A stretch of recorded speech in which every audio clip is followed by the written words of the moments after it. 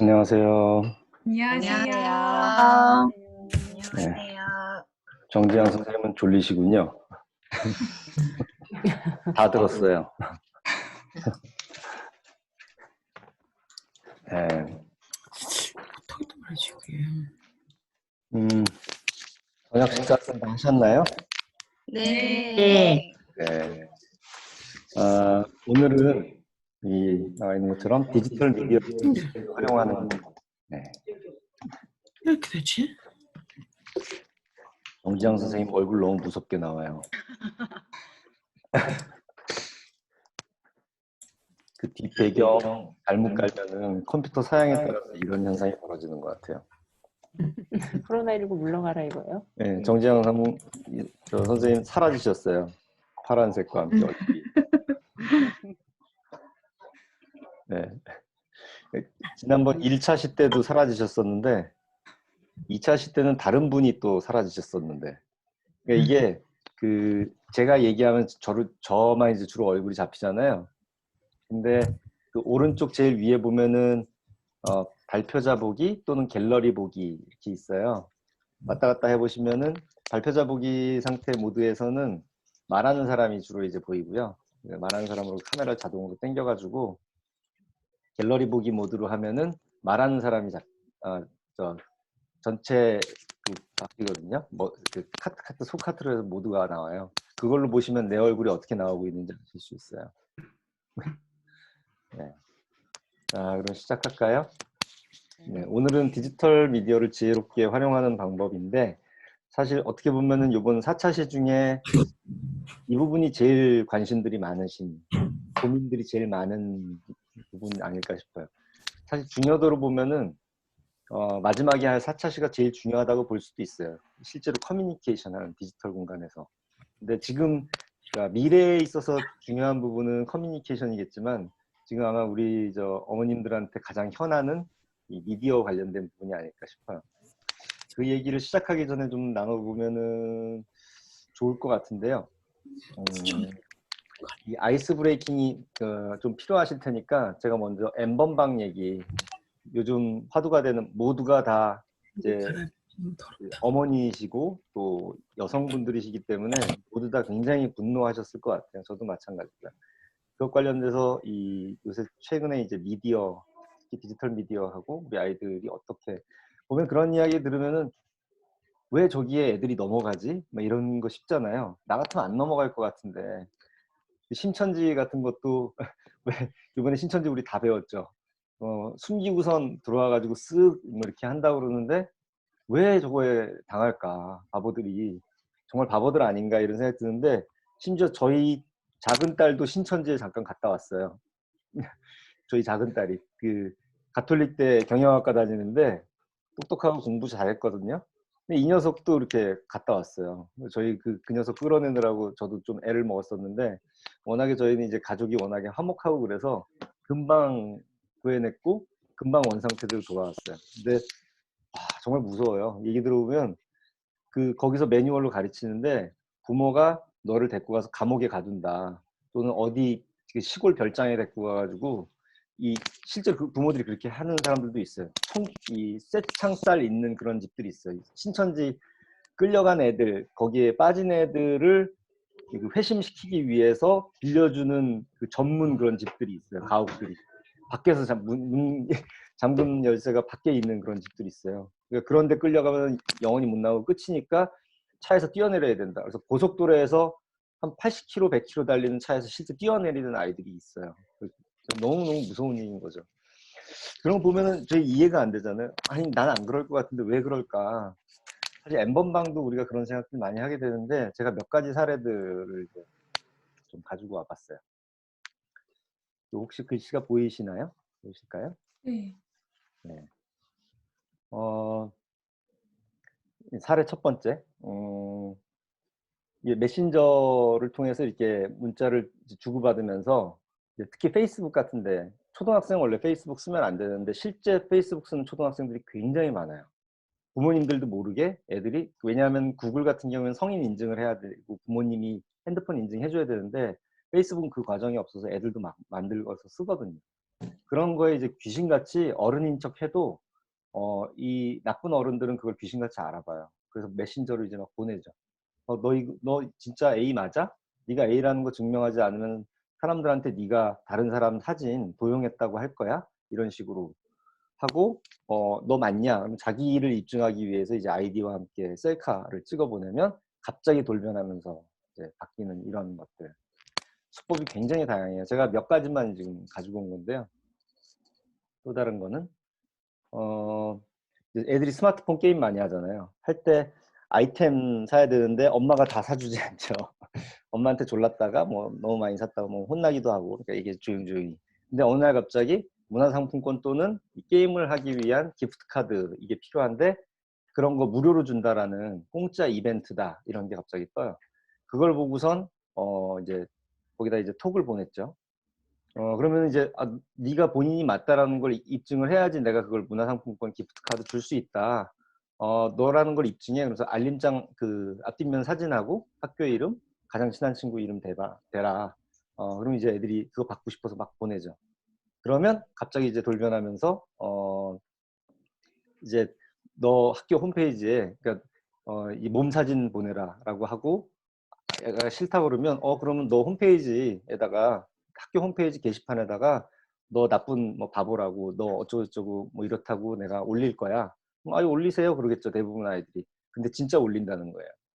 일반 게시판들이 회원가입하고 그러면 외부인이 할 수 있기도 하고 또 이제 가짜 아이디, 가짜 주민번호 가지고 들어가서 하는 사람도 있고 또는 해킹해가지고 하는 경우들도 있고 그래서 실제로 그걸 올린다는 거예요. 그러면 애들이 겁먹을 수밖에 없죠. 어린아이들 입장에서. 그러면 이제 뭔가를 이제 보내주고 그렇게 해서 이 정도 해도 되겠지, 이 정도 해서 되겠지 그런데 단계가 점점 올라가는 거죠. 뭐 수법이 다양한데 이거 혹시 그쪽 신상 정보 아닌가요? 이게 인터넷에 비공개 SNS에 막 돌아다닌다고 걱정돼서 알려드려요. 이런 식으로 해요. 이거 뭐지? 그래서 링크를 이제 클릭하면 이제 로그인하는 창이 뜨죠. 우리 보통 이 카톡이나 이런 거에서 누가 페이스북 링크 보내주면 페이스북 같은 경우에는 바로 안 들어가지잖아요. 그 창에서 그 앱 브라우저 조그만 거에서 따로 로그인을 다시 해야지 들어가는 경우들이 있죠. 애들이 그 로그인이 내가 로그아웃 돼 있나 보다. 로그인이 안 돼 있는 창인가 보다 해서 로그인을 해요. 자기 정보를 넣죠. 그 순간 이제 정보가 넘어가는 거죠. 그걸 가지고선 신상 정보에서 더 추가적으로 사진을 달라든가 이런 요구를 하기도 하고. 네. 또 이런 경우도 있다 그래요.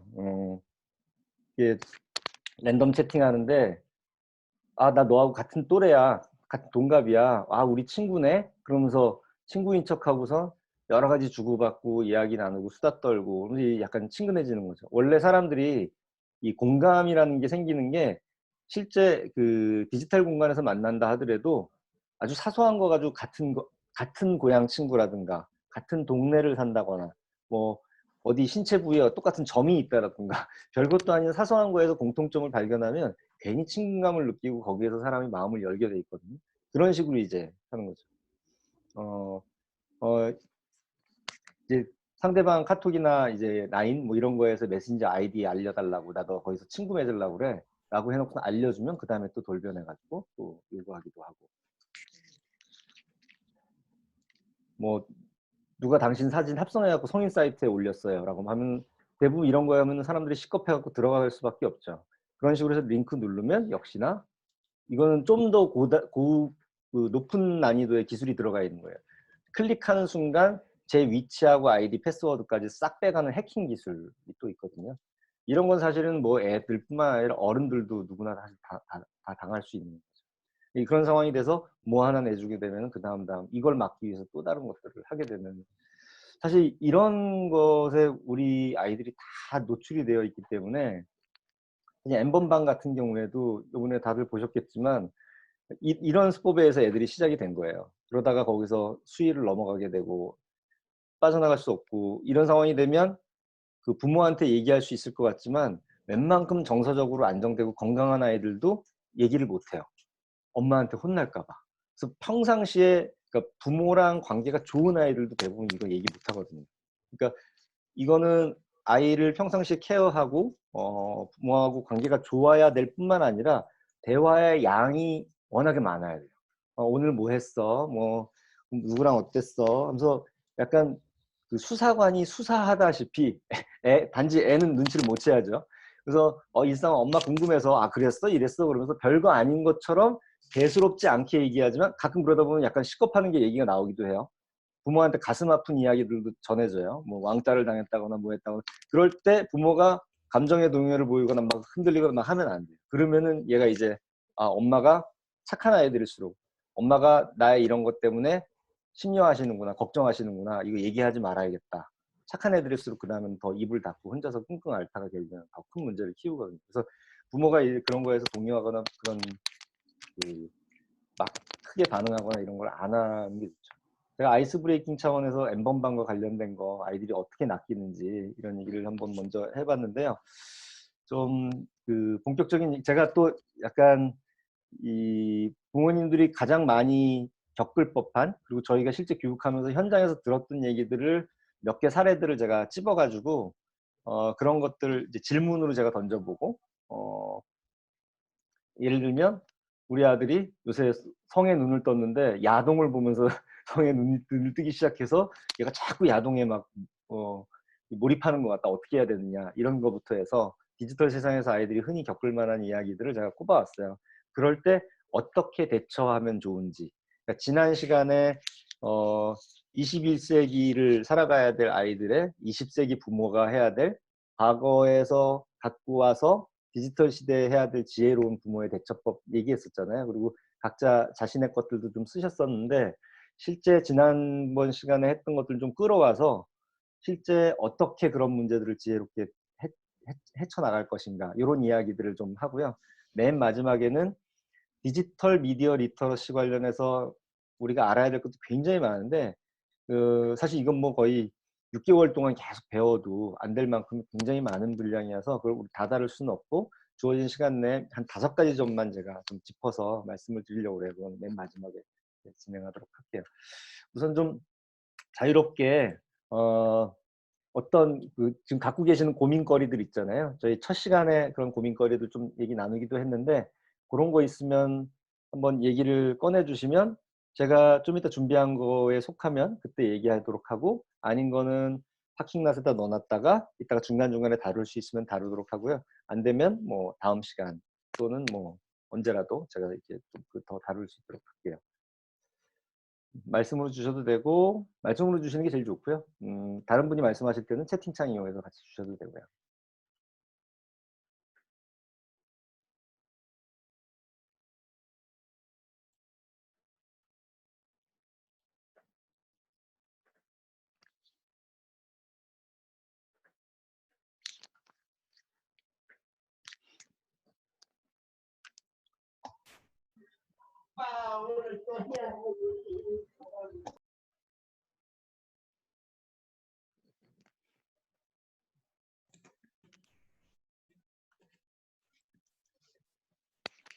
아이들이 미디어 쓰면서의 고민거리.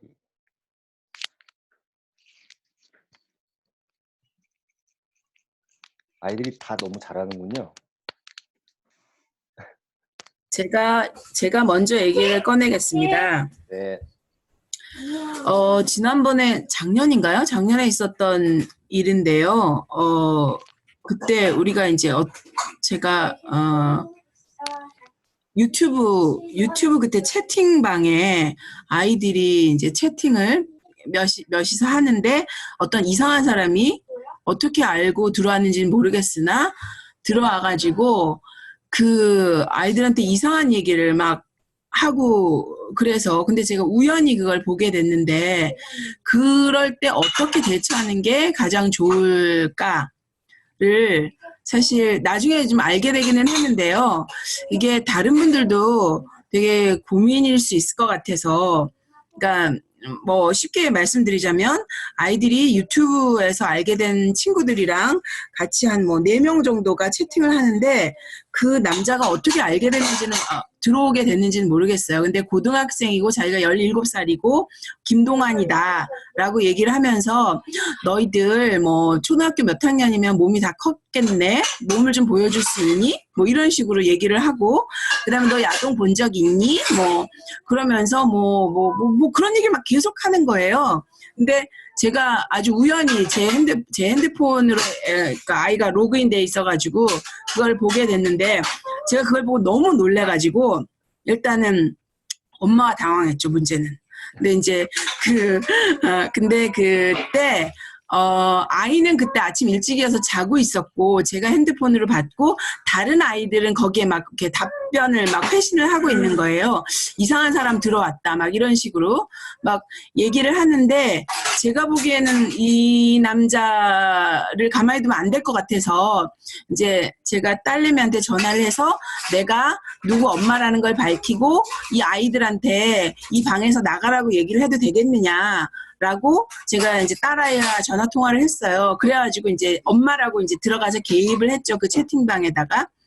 그러면서 나는 누구 엄마인데 이 사람 굉장히 나쁜 사람이니까 여러분 이 방에서 다 나가 주십시오라고 얘기를 제가 했어요. 그러면서 그 사람한테는 뭔가 혼내주고 싶어가지고 당신이 한 얘기를 모두 다 캡처해 놨고 했으니까 내가 당신 가만히 안 두겠다 막 이렇게 하면서 얘기를 했었어요. 그랬더니 두 가지 반응이었어요. 그 사람의 반응이 첫째, 해볼 테면 해봐라. 둘째, 해도 하나도 겁 안 난다. 두 가지였어요. 그래서 제가 더 당황을 했죠. 그래서 그 아이들한테 이 사람 어쨌든 다 이렇게 이 방에서 나가라라고 해서 이제 다 나왔어요. 아이들이. 근데 문제는 나오고 나니까 이 사람을 추적할 수가 없는 거예요. 잘못된 방법이었죠. 제가 그 다음날 캡처한 걸 다 들고 경찰서에 갔거든요. 그 다음에 182인가? 거기에다 신고도 하고 그랬더니 거기에서 관할 경찰서로 가라 그래서 경찰서를 갔고 경찰서 가서 아동 청소년과를 찾아가가지고 이런 그 증거를 보여주면서 이 사람 제가 혼내주고 싶다. 그랬더니 그 사람들이 알겠다라고 하면서 일주일 후에 그러면 오라고 그러는 거예요. 근데 되게 어쨌든 경찰관들도 되게 열심히 그거를 했더라고요. 근데 그분이 하시는 말씀이 일단 방에서 다 나갔기 때문에 그 사람을 추적할 수 없습니다. 그리고 여기에 캡처해 놓은 거는 다 이미지이기 때문에 아무 의미가 없습니다였어요. 그래서 이제 제가 어쨌든 화도 나고 해서 이 사람을 무조건 잡아서 혼내줘야 되겠다는 생각이 너무 불타올라서 그 경찰서에서 그 섭외해준 무슨 변호사인가를 또 만났어요. 그랬더니 그 변호사가 하는 얘기가 그 국민 무슨 신문고인가? 여기에다가 올려가지고 내가 지금 하고 싶은 거는 어쨌든 이런 걸 사회적인 경종을 울리고 싶은 거니까 신문고에다 올리라는 거예요. 신문고에 올렸더니 한 일주일 있다가 방송통신위원회에서 연락이 왔더라고요. 근데 아주 들으나 마나 한 얘기. 열심히 하고 있고 앞으로 아이들을 보호하기 위해서 최선을 다하겠습니다. 끝? 그래서 제가 좀 장황하긴 했는데 그런 상황이 있을 때 부모들이 어떻게 대처하는 게 가장 바람직하고 효과적인지 그런 거에 대해서 좀 부모들이 알았으면 좋겠다는 생각이 들어요. 네. 혹시 유사한 경험한 분 계세요? 안 계신가요? 일단 이 문제가 생기면 대부분 이제 우리는 감정적으로 확 휘둘리고 내 아이를 빨리 여기서부터 구해야겠다라는 생각이 들기 때문에 이 문제뿐만 아니라 한국형 부모들은 자식을 굉장히 열정적으로 사랑하기 때문에 불 속에 가지고 막 개입을 적극적으로 하게 되는데 이게 개입에 의해서 그 증거가 일단 사라진 거 하나랑 어떻게 보면 아이들이 그 문제를 스스로 해결할 수 있는 기회를 어떻게 보면 뺏은 걸 수도 있죠. 이 아이들은 이제 아마 그 중에 몇몇 아이들은 그런 아이들이 있을 수 있어요. 한참 재밌어질라던 참인데 누구 엄마 때문에 여기 나와가지고 그랬네. 야 우리 다시 방 만들자. 이번엔 그런 아저씨 다시 안 들어오나? 이런 아이들이 있을 수도 있어요. 그러니까 이게 굉장히 세상에 다양한 모습들이 있는 거니까 그럴 때 옆에서 아이들을 첫 번째 이 문제에 대해서 제일 유튜브니까 일단 이 경험이 제일 많은 건 유튜브겠죠. 유튜브 구글에 연락하셔가지고 그쪽 고객 서비스 하는 쪽에 이런 거 이제 문의들이 많이 오기 때문에 이럴 때 어떻게 해야 되느냐. 그럼 이렇게 해라라는 거 이렇게 조언을 해줄 거예요. 그리고 그쪽에서 이제 모니터링하고 이게 뭔가 기록을 남기겠죠. 지워지지 않도록. 일단 그래서 부탁하고 그 조언도 거기도 이런 위기 관리의 전문가는 아닐 수 있기 때문에 들어야 될 부분만 들으시면 돼요. 하고 그 다음에 이제 경찰서 쪽에도 얘기하고 그쪽에서도 들어와서 볼 수 있도록 하고 그다음에 일단 흥분하지 않은 상태에서 아이한테 조언해주면서 이거 잘 해결하면 돼. 야, 이거 좋은 경험이다. 이거 니네들 진짜 이런 경험을 돈 주고도 못한다. 이번에 이거 잘 처리하면 돼. 라고 하고 그 부모들하고 다 연락을 해서 그 부모들도 알도록 그래서 부모들하고 한 팀이 돼서 부모들이 다 같이 아이들을 조언을 해줘야 돼요. 그래서 아이가 하는데 뒤에 앉아가지고 컴퓨터 모니터 앞에서 야, 이 아저씨 이랬어? 야, 웃긴다. 웃긴 짬뽕이다, 이 아저씨. 야, 이럴 때 어떻게 해야 될까? 뭐 하고 그러면서 하고 하다가 엄마들끼리 필요하면은 카톡도 하시고 통화도 하시고 그래서 아이들이 다 같이 힘을 모아서 그 아저씨를 물리쳐서 이 방에서 쫓아내는 그게 사실 제일 베스트인 거죠. 어떻게 보면. 그렇게 하고 이게 물리치는 그 과정에서 그 기록들을 하고선 경찰에서 해서 그 사람을 잡도록 하는 게 정의 구현도 되고 아이들도 배울 수 있는 사실 제일 베스트 시나리오일 것 같아요. 근데 지금 제가 말씀드린 것처럼 이렇게 대응을 할 수 있는 부모가 대한민국에 몇 명 있을까? 그러면은 0.0001% 정도 되겠죠. 사실 우리도 그런 거 배워본 적 없고 처음 겪어보는 세상인 거니까. 그래서 사실은 부모들도 디지털 리터러시 교육을 받아야 되고 아이들한테도 해줘야 되고 그러면서 이 과정에서 계속 우리가 시행착오 이렇게 나누고 그럴 필요가 있는 것 같아요. 너무너무 좋은 사례 이게 공유해 주셔서 감사합니다. 네. 다른 분들도 혹시 유사한 이런 경험들도 있으실 텐데 지금은 유튜브에서 유튜브 채팅 기능이 없어졌죠. 네, 작년 9월부로 없어졌어요. 그러니까 이런 문제들이 있었던 것 같아요. 하게. 저는 작년에 있었던 일인데요. 초등학교 3학년 친구들이 단톡방을 만들었어요. 그 3학년 애들이 단톡방 만드는 게 저도, 근데 이제 저희 딸내미가 전학 온 지 얼마 안 됐고, 나와라, 뭐, 어떻게 하라 지침을 해줄 수는 없고, 그냥 우선은 지켜봤거든요. 초비는, 저희 딸은 너무 이게 겁이 나니까 막 100개씩 오고 채팅이, 그러니까 겁이 나니까 자기는, 나오더라고요. 그래서 나오지 말고 어떻게 진행이 되는지 저도 이제 궁금하니까 다시 들어가라고 해서 들어가는데 초등학교 3학년이 단톡방을 만들어서 이렇게 아이들이랑 소통하는 게 이게 바람직한지 잘은 모르겠더라고요. 그래서 우선 한 일주일 정도 지켜봤는데 어찌 담임 선생님이 아시게 돼가지고 그 단톡방을 없어지게 이렇게 만들어 주셨거든요. 그럴 때 저희는 초등학교 3학년이 단톡방을 만드는 건 조금 무리가 있다 생각해서 저도 그렇게 생각은 하고 있었지만 어떻게 대처를 해야 될지 잘 모르겠더라고요. 네. 아마 지금 말씀 주셨던 거랑 대부분 한국 사회에서는 디지털 기기 관련된 문제가 생기면 아이들한테서 그걸 뺏는 걸로 다 우리가 아마 99.99% 그렇게 솔루션이 가고 있을 거예요. 아까하고 똑같은 건 사실 아이들한테 기회를 제가 굳이 말씀 안 드려도 지금 여기 계신 분들은 이제 어느 정도 학습이 되셨기 때문에 이거 좀 아닌 것 같은데 아마 이 문제의식을 다 갖고 계실 텐데요. 이게 일단 아이들이 있는 단톡방에 어른이 들어갈 수는 없잖아요. 그 일종의 일기장 훔쳐보기 같은 아이들 수준에서는 범죄로 보이겠죠, 이게. 거기에 저희가 들어갈 수 없는데, 그러니까 거기 안에 답은 있는 거예요. 우린 어른은 그 안에 들어갈 수 없다. 그곳은 아이들끼리의 공간이다. 그러면 결론은 없애거나 아니면 아이들끼리 잘하도록 하는 거 두 가지밖에 없는 거죠, 사실. 잘하게 하려면 어떻게 해야 된다? 얘네들이 이걸 러닝을 해야 되는 거예요. 그래서 그 스마트폰 최대한 늦게 미뤄서 사주실 게 아니라 어떻게 보면은 피처폰이라도 뭐 약간 그 카톡 같은 거 되는 그런 피처폰 있잖아요. 그런 거 아이들 사주고 가족 단톡방을 먼저 만드시는 거예요.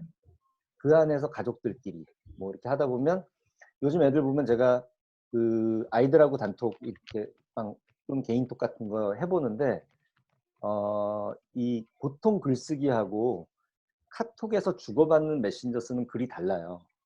혼자 쓰는 글은 그냥 자기의 흐름대로 가고 스토리텔링 이렇게 자기 혼자서 머릿속에 하지만 대화를 나누는 거다 보니까 맥락을 파악하고 맥락상 대화가 이어지도록 하는 게 훨씬 더 중요하거든요. 근데 애들이 맥락을 파악해 본 적이 별로 없는 거예요. 특히 남자애들 같은 경우 남한테 관심이 없으니까. 그래서 저쪽에서 A 질문하는데 나는 B를 얘기하고 나 하고 싶은 얘기만 하고 다짜고짜 들어가고 이제 안녕하세요. 어제 인사를 했었어도 오늘은 새날이기 때문에 아니면 오전에 얘기했어도 오후는 새거기 때문에 아, 점심 먹었어요. 뭐 이렇게 시작해야 되는데 다짜고짜 언제 와요? 이런 거죠. 엄마 언제 와? 남자애들 대부분 그렇게 해요. 여자애들도 심지어 그렇게 하는 애들 많거든요. 그러니까 이게 이 문자에서는 어떻게 주고받는지 평상시에 부모하고도 하면서 야, 응? 누구야? 그럴 때는 길동아, 너 인사하고 해야지. 이렇게 한 번씩 얘기해 주는 거, 조언해 주는 거. 그리고 굳이 조언 안 해도 부모들이 먼저 하고 그러면서 단톡방에서 다들 안녕? 오늘 오후들은 어땠어? 나는 회사에서 엄청 힘들고 있는 중이네. 아, 다들 보고 싶다. 점점점. 그래서 나 오늘 조금 늦을 것 같아. 어떡하지? 유유 뭐 이런 거 있잖아요. 그러니까 편집글 인사하듯이 앞에 뭔가를 하고 이렇게 이야기를 시작하면 애들이 귀신같이 배워요. 몸으로 배우고 그냥 공기로 배우는 거죠. 아, 단톡방에서는 그렇게 하는 거구나. 그래서 아이들끼리 알아서 하거든요. 그리고 거기서도 뭐 약간 이견도 있고 뭐 첫째 아이랑 둘째 아이랑 뭐 다툼도 할 수 있고 그렇죠. 그러면 그럴 때 야, 이런 건 얼굴 보고 얘기하는 게 나을 것 같아. 이따가 저녁에 보고 얼굴 보고 얘기하자라고 이제 한다거나 아, 그런 거구나. 애들이 자연스럽게 배우죠. 이런 걸 계속 경험을 하고 그러니까 제가 그 교육의 핵심은 뭔가 하나만 남기자면 저는 규율과 자율 이 두 가지가 제일 중요하다고 보거든요. 그러니까 이 단톡방에서 뭔가 하는 거에도 규범이라고 하는 사회적 약속, 규율이 있는 거예요. 그걸 몸에 배인 상태에서 어느 정도 배우고 가면 아이들끼리도 그 자정작용이 나오는데 한 번도 배운 적 없고 그냥 갑자기 다짜고짜 이렇게 딱 보니까 그걸 잘하는 게 이상한 거죠. 잘하면 이상한 거예요. 그건 그럴 리가 없고. 그러니까 이런 거 할 때도 예를 들면 또 학교로 넘어간다 그러면 학교에서도 선생님이 반 전체 단톡방이 있어야 돼요. 그거 안 만들거든요. 문제 생기면 선생님들의 솔루션은 에이 이거 아닌가 보다 그래서 그냥 없애버리고 말아요. 그럴 때 갈등 중립하고 야 아까 이런 문제 생겼는데 다들 모여봐 우리 얼굴 보면서 한번 얘기해보자 이렇게도 하시고 다시 온라인상으로 끄집어내기도 하고 온라인상에서 투표도 한번 해보고 온라인 투표 그 토론도 한번 해보고 하면서 그런 것들을 계속 하다가 자 그러면 이제 각자 요거는 모든 별로 진행하자 선생님이 옆에서 좀 도와줄 게 있을 수 있으니까 그러니까 모든 별 단톡방 만드는데 선생님 여기다 넣어줘 이렇게 해서 선생님 들어가시고 선생님 주제하에 뭔가 옆에서 왜 저쪽에서 엄마가 날 보고 있다라고 내가 느끼는 것과 아무도 없이 애들끼리만 집에 남겨져 갖고 지들끼리 놀 때는 완전히 다르잖아요. 그러니까 부모 감독하에 또는 부모가 조금 방에는 우리만 있고 요 2층에는 우리밖에 없지만 1층엔 어른이 있어 라고 하는 것. 조금씩 어른을 거리를 두고 자기들끼리 규율에서 한 단계 더 가서 자율에 의해서 자기들끼리 해보는 체험들 하다가 문제가 한 번씩 생기면 이제 트러블 슈팅을 좀씩 해주고 이런 식으로 자기들이 배우는 거를 계속 해야 되죠. 그 다음에 이제 단톡방이 생기면 나름 그 안에서도 그러면서도 이제 한 단계 더 약간 이거는 좀 고난이도인데 그 선생님이 해주실 때 과제를 지식을 잘 쌓고 배우고 해서 좋은 결론을 내는 것도 중요하지만 지금 뭐 초, 중까지는 그 과정이 훨씬 더 중요한 거잖아요. 그 과정을 잘하게 하기 위해서는 모둠도 선생님이 의도적으로 짜준다고요, 사실. 우리 아날로그 세상에서도 그렇잖아요. 얘 좀 적극적이고 얘는 좀 나대고 얘 그러니까 이렇게 모둠을 짜줘야겠다. 이런 거 아날로그 세상에서 하잖아요. 디지털에서도 그걸 해주셔야 돼요.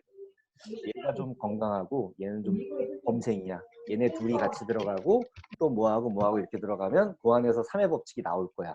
어른들은 보면 그게 사실은 수가 있죠. 보이죠.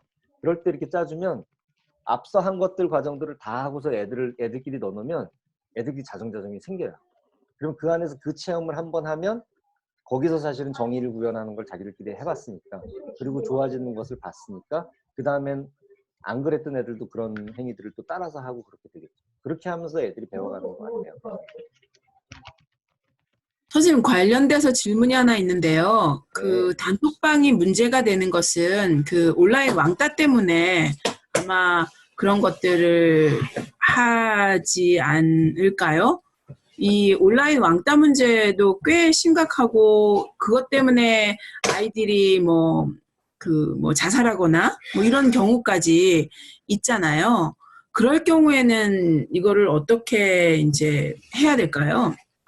그러니까 결국에는 그것도 다시 리비짓해서 제가 좀 전에 말씀드린 그 과정을 밟아가야 되는데요.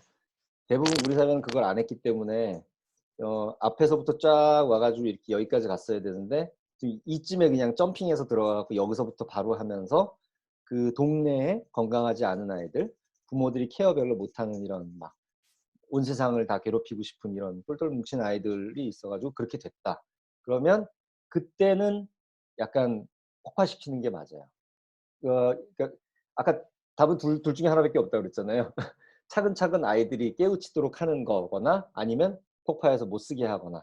근데 지금 이 아이들을 다시 아날로그에서부터 그걸 해가지고 차근차근 하기에는 이 원점부터 시작해야 되는 거죠. 특히 세상에 불만이 많고 말썽쟁이들 막 그 누구 괴롭히는 거 그걸 자기의 존재 이유와 자기를 입증할 수 있는 에너지라고 생각하고 안에서 자기의 힘과 영향력을 만들기 위한 사실 주유소에서 우리 주유 놓듯이 그런 애들한테 약자 만만한 애는 주유소 기름이거든요. 휘발유거든요. 가서 걔를 통해서 괴롭히면서 자기 주유하고 힘을 얻어가지고 하는 거거든요. 얘는 자기 생존 모드인 거예요. 나름의. 그러니까 그런 애들을 이 안에서 자정작용이 나온다는 건 사실 불가능하거든요. 그런 경우에는 어른이 아주 직접적으로 개입해가지고 폭파시키고 근데 그냥 폭파시키고 끝나서는 안 되고 이게 무슨 문제일까? 왜일까? 어디서부터 시작된 걸까? 한 명 한 명 사실은 선생님이 케어도 해주셔야 되고 전체로 대화하는 시간도 가져야 되고 그렇게 해서 야 우리 이거 좀 제대로 해봐야 될 것 같아. 너네 이렇게 해서 그냥 어른이 될 수는 없잖아. 이거 너도 당할 수 있는 거고 너도 그 입장이 되는 거 이런 얘기를 쭉 한 다음에 아까 제가 말씀드린 첫 스타트부터 이걸 차근차근 하나씩 풀어가는 체험들을 해야 돼요. 근데 일반적으로 건강한 아이들은 뭐 열을 얘기하면 일곱 여덟은 알아먹고 그중에 한두 번의 성공 체험을 하면 자기가 10을 채우고 이렇게 해서 가는데 건강한 상태가 회복 탄력성이 깨진 아이들은 그게 안 된단 말이에요. 보통 아이들 뭐 한 70km로 달리면서 뭐 한 달 정도 연습한 다음에 이렇게 다 됐다. 자율까지 가게 됐다. 그럼 얘네들은 3개월 또는 6개월의 시간이 걸릴 수 있어요. 그러니까 어른이 조급해하지 않으면서 그 호흡에 맞춰서 차근차근 사실 가는 거 형태로 진짜 신뢰와 아이들의 그런 자기 자신에 대한 믿음과 성공 체험과 이런 거를 차곡차곡 빌딩해 나가야 됩니다. 너무 좋은 질문이신 것 같아요. 네. 이게 지금 뭐 대한민국의 모든 사람들이 겪고 있는 똑같은 문제인 것 같아요. 근데 이렇게 착안해가지고 하지 못하고 학교 선생님들도 너무 바쁘시단 말이에요.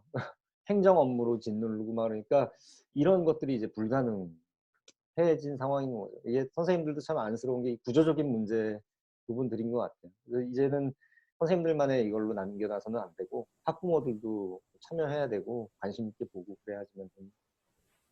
저희 초등학교에서는 그룹톡을 만드는 게 일종의 불법이에요.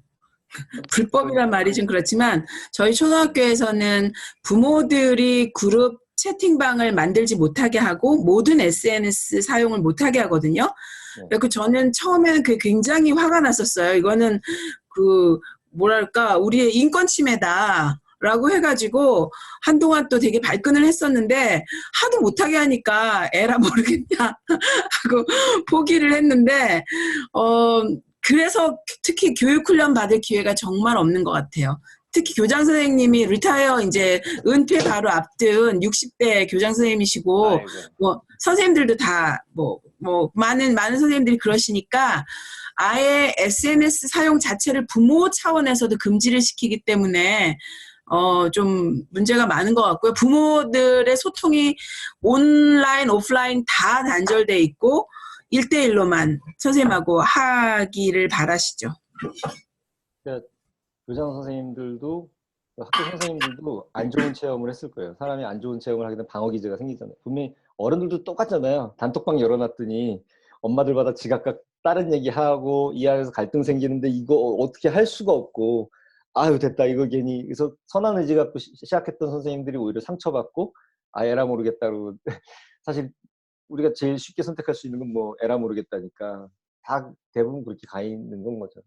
근데 정말 말씀하신 것처럼 이제 미디어에 우리가 접속할 수 없다는 건 세상의 모든 정보와 이런 거에 대해서부터 소외될 수밖에 없다는 거기 때문에 그건 사실 정말 인권 침해예요. 이제 통신권이라는 게 본격적으로 이제 생길 거기 때문에 그래서 와이파이 뭐 전체 무료화하고 그 통신 요금도 궁극적으로는 이제 공공재처럼 무료화해야 된다. 가격 점점 낮아져야 된다라고 하는 거가 일종의 전기 이런 것처럼 수도 이런 거 우리 굉장히 싸잖아요. 그런 식으로 돼야 된다는 얘기들이 점점 올라오고 있고. 혹시 또 공유해 주실 얘기가 없으시면 있으실 것 같은데 시간이 벌써 꽤 돼서 이걸 하려면 넘어가야 되겠어요. 그럼 제가 뽑아온 거를 하나씩 좀 얘기를 하면서 해볼게요. 제가 하나 첫 번째 뽑아온 거 제일 우리의 모두의 고민거리 이건 아마 다 해당되실 것 같은데요. 우리 아이가 유튜브를 너무 많이 보는데 어떻게 해야 할까요? 네, 어떻게 해야 될까요? 제가 생각하는 해법이 뭐 정답이라는 건 아니에요.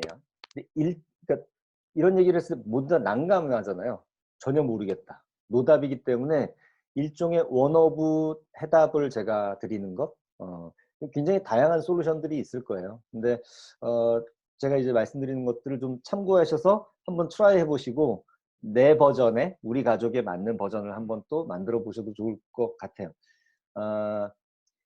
제가 한 4가지 포인트씩 솔루션들을 좀 잡아봤어요. 어떤 건 시간 흐름도 있고 어떤 건 개별 포인트도 있고 그런데 첫 번째 일단 우리가 유튜브에 대해서 관점을 좀 바꿀 필요가 있는 것 같아요. 유튜브는 과연 나쁜가? 유튜브는 과연 나쁜가?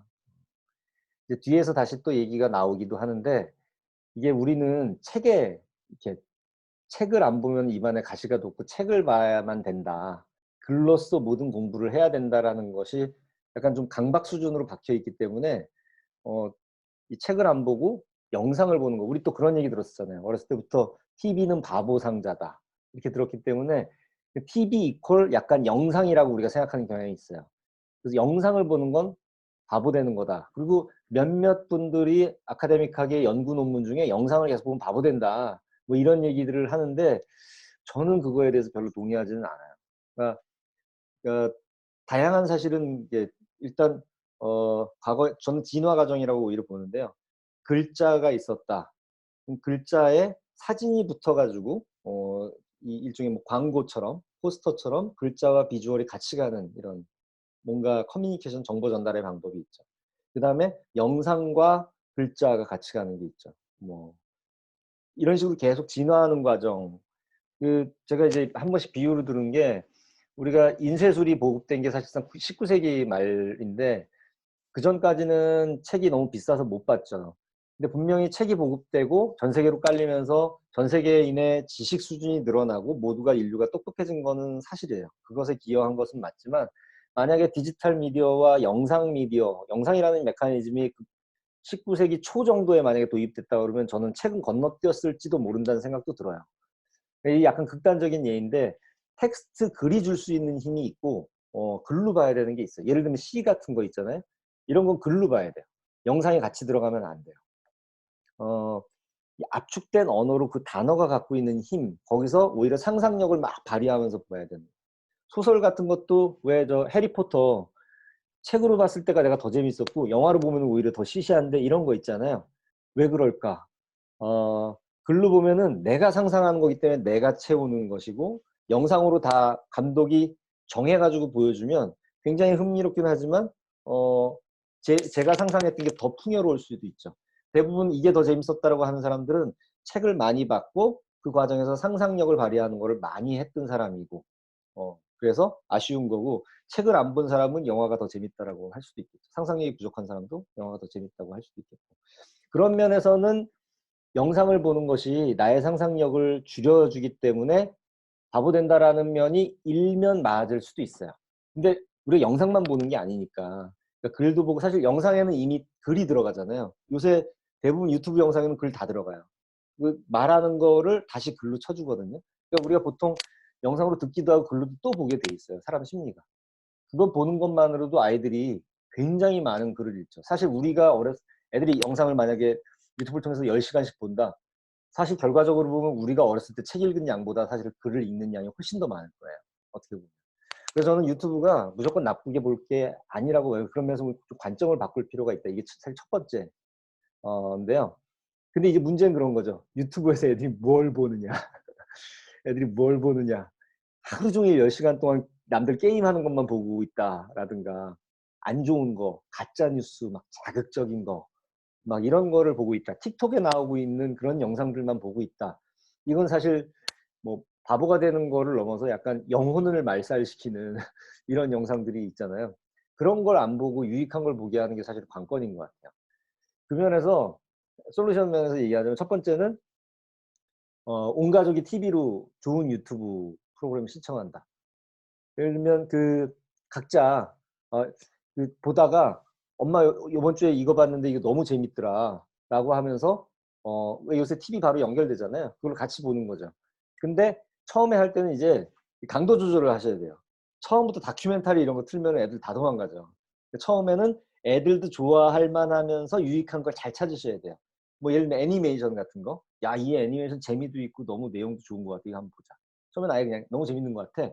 라고 하고선 좋은 교훈의 메시지가 나오면 끝에 그 얘기 한번 툭 치는 정도.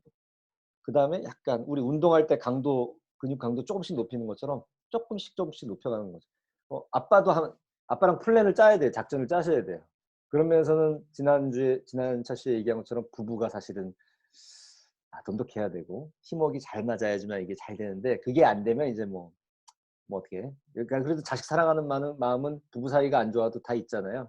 우리는 사랑하진 않지만 우린 팀이기 때문에 좋은 팀 플레이를 하자. 그래서 같은 목적하에. 그래서 이번 주에 내가 화요일 날 하나 할 테니까 당신이 저 금요일 날 하나 해. 뭐 이래가지고 하나씩. 그래서 너 요새 재밌는 거 본 거 없어? 내가 보여주잖아요.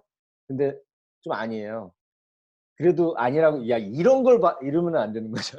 약간 칭찬 야 이거 재밌다. 억지로라도 장점 찾아내서 이런 걸 발견했어? 너 어디서 봤어? 이렇게 해주고 우선 일단은 온 가족이 유튜브 자기가 저거 한 거를 좋은 걸 추천하는 이런 거 문화를 일단은 가정에서 만든다. 그럼 이제 하나씩 가져오는데 보면서 이제 칭찬의 강도가 아들내미가 가져온 거 약간 좀 별로인 거는 10 만점이면 한 3 정도 칭찬했는데 딸아이가 가져온 거 괜찮은 게 있으면 한5 정도 칭찬해주면 이제 약간의 그 안에서 선의의 경쟁도 붙으면서 이런 것도 갖고 온단 말이에요, 좋은 거. 그럼 그럴 때 더 칭찬해주고 이런 식의 걸 하면서 유튜브를 긍정적으로 보는 거를 이제 문화와 가정 내에서 한번 하는 것. 한 단계 더 가자가 보면 이 재생 목록 관리하는 방법이 있어요. 이거는 유튜브에서 유튜브 재생 목록 관리하는 법 검색하시면 나오니까 이거는 금방 배워서 하시면 되고 너무 쉬워요. 그 보시는 거에서 그냥 체크박스 하고 새로운 재생 목록 카테고리 만들려면 더하기 버튼 눌러가지고 하면 돼요. 스마트폰에서도 되고 PC에서도 돼요. 저는 유튜브 계정이 회사 계정으로 저희 협회 계정도 하나에서 채널을 분화해서 제가 3개 계정으로 만들어 놓고요. 저도 따로 쓰는 계정이 4개가 있어요. 유튜브 채널 계정이. 왜 이렇게 많이 해놨냐면 이게 각각 용도가 다 달라요. 다 재생 목록이 있어요. 협회 거 그냥 보는 거 저희 이제 브랜드 계정은 냅두고 새로 만들어 놓은 거는 협회 차원에서 협회 교육에 쓸만한 것들을 사회, 과학, 뭐 인권 5만 가지 카테고리로 해서 제가 보면서 뭐 샤워하면서 본 거 뭐 한 거 보면서 이거는 보관해야 돼. 그러면 제가 더하기 버튼 눌러가지고 그 카테고리에다가 넣어요. 그렇게 제가 모아놓은 영상들이 어마어마하게 많아요. 이것만 가지고 교육해도 몇 년 할 정도로. 그리고 제가 또 개인 계정으로 또 보는 거 있죠. 어떤 건 제가 손흥민은 손흥민은 제가 교육에 쓸 것 같은 컨텐츠도 있고요. 따로 제 개인적으로 이제 선호해서 축구 보는 게 있는데 한 계정은 축구만 봐요. 그럼 제가 막 하면은 얘가 인공지능이 들어가서 추천해 주기 때문에 제가 재생 목록 뭐 하는지 뭐 봤는지 추천해 주잖아요. 그래서 이 계정 제가 축구 보는 거에는 축구 관련된 거가 5만 가지가 쫙 얘가 추천해서 거기 들어가면은 그 페이지에 다 축구밖에 없어요. 그럼 저는 훨씬 더 뎁스 있게 이런 깊게 그걸 볼 수 있죠. 하나는 제가 인문사회 이런 쪽에만 보는 계정이 있고 이런 식으로 깊게 들어가는 게 있고 또 저 개인으로도 브로드하게 보는 계정이 있어요. 그래서 저 시간을 정해놓고 지금은 브로드하게 보는 시간 해가지고 그 채널 가지고 봐요. 그러면 그 채널에 가면은 아주 브로드하게 다양한 것들을 쏴주고요. 이거 분야별로 이렇게 가는. 그래서 그걸 하는 게 은근 저한테 또 약간의 취미면서 재미예요. 그건 어떻게 보면 제가 인공지능하고 직접 대화를 나누진 않지만 인공지능과 저는 협업을 하고 있는 과정입니다. 이런 식으로 재생 목록을 가족들끼리 각자 관리도 하고 가족 계정을 하나 만들어서 공통으로 같이 재생 목록을 하기도 하고 그러면서 야 아빠가 저 아까 뭐 재밌는 거 하나 해가지고 재생 목록 어디다 하나 넣어놨어 다들 봐봐 그리고 또 카톡으로 또 링크 보내주고 그런 거 유익한 거 이런 식으로 이제 쓰시면 되게 좋을 것 같고요. 한 단계 더 약간은 요거는 좀 사이드 메뉴 유튜브를 이렇게도 이용할 수 있다는 측면에서 이야기 드리자면 아이들하고 영어 공부 우리 부모님들도 영어 공부하고 싶잖아요. 여행 갔을 때 좀 이런 거 좀 하고 싶잖아요. 호텔 가서 내가 딱 주도적으로 뭐 이런 거 그러면서 영어 공부를 좀 할 수도 있겠죠. 좋은 영상을 놓고 자녀하고 함께 번역하는 거. 그 몇몇 그 컨텐츠마다 확인해 보시면 그걸 막아놓은 컨텐츠들이 있고요. 오픈해 놓은 게 있어요. 시민들의 참여를 받습니다. 그래서 누구든 각 언어로 다 번역할 수 있도록 한 게 있어요. 예를 들면 마틴 루터 킹 목사의 연설 우리가 한번 해보자. 거기에 열어놓은 거 영상 무지하게 많거든요. 찾으면 열어놓은 거 있어요. 거기에다가 우리가 자막 치는 거죠. 사실 지금 요새 보면은 이 인터넷에 떠도는 영화들 중에서 개인들이 자막 친 영화들 되게 많아요. 그 자기 영어 공부하면서 취미로 그렇게 친 거예요. 그러다가 전문 번역사 된 애들이 있어요. 예전에 우리나라에서 제가 영화 마케팅 할 때 영화를 번역하는 사람이 3명밖에 없었어요. 이 사람들이 대한민국에 들어오는 모든 영화 돌이쳐가지고 한 달에 몇 천만 원씩 벌었었어요. 이 사람들이. 줄을 서가지고 이 세 사람 중에서 1, 2, 3등이 있거든요. 이 1등한테 번역하려면 웃돈 주고 막 들어가야 되는 그런 시장이었어요. 지금은 완전히 다 퍼져가지고 제가 저 영화 보러 가면은 누가 자막 번역했는지 그것도 궁금히 보거든요. 지금 완전히 춘추전국 시대가 됐고요. 몇몇 친구들은 메이저급으로 올라갔는데 인터넷에서 자기가 그렇게 취미 삼아서 번역하던 친구들 제가 그런 영화에서 봤던 친구들인데 메이저로 가가지고 영화사 영화들 받아가지고 번역하는 친구들 지금 있어요. 창직한 친구들인 거죠. 자기가 자기 세계를 열어가지고 이런 것들 아이들하고 다 해볼 수 있는 그런 얘기도 좀 해주시면서 아 이런 속도로 하면 다 못하겠네요. 네, 다음 또 하나는 아이가 이것도 뭐 제일 많이 경험하신 아들 둔 분들은 다 아마 그러실 거고 아마 어른분들 중에서도 게임 중독에 빠진 분들 되게 많을 거예요. 남편분들 중에서도 있을 거예요. 스마트폰 밤에 안 자고 해가지고 아마 밤에 자라고 등싸대기 날리시는 분 아마 있으실 것 같은데 제가 어저께 만났던 아주 훌륭한 존경받는 모 회사의 대표님이셨는데 책도 많이 읽고 아주 아카데믹한 점잖은 분이거든요. 자기도 게임 중독이라고 스마트폰으로 이거 하다가 집에서 와이프한테 등싸다기 맞는다고 그러더라고요. 깜짝 놀랐어요. 이게 남들 얘기가 아닌 거예요. 아이가 게임에 관심 없고 게임 때문에 자꾸 거짓말까지 한다. 아, 많이 이거 경험하실 때 이런 경우에 어떻게 할 거냐. 일단 이것도 마찬가지예요. 게임이 나쁜가. 게임에 대해서 좀 다시 생각해 볼 필요 있어요. 일단 저는 어렸을 때 동네에서 축구를 되게 많이 했어요. 야구도 많이 했고. 우리 때는 이런 게임이 없었으니까 그때는 놀이가 그거였던 거죠. 더 어렸을 때는 뭐 나무 잘라가지고 총 만들어가지고 막 다다다다 입으로 총 쏘면서 했던.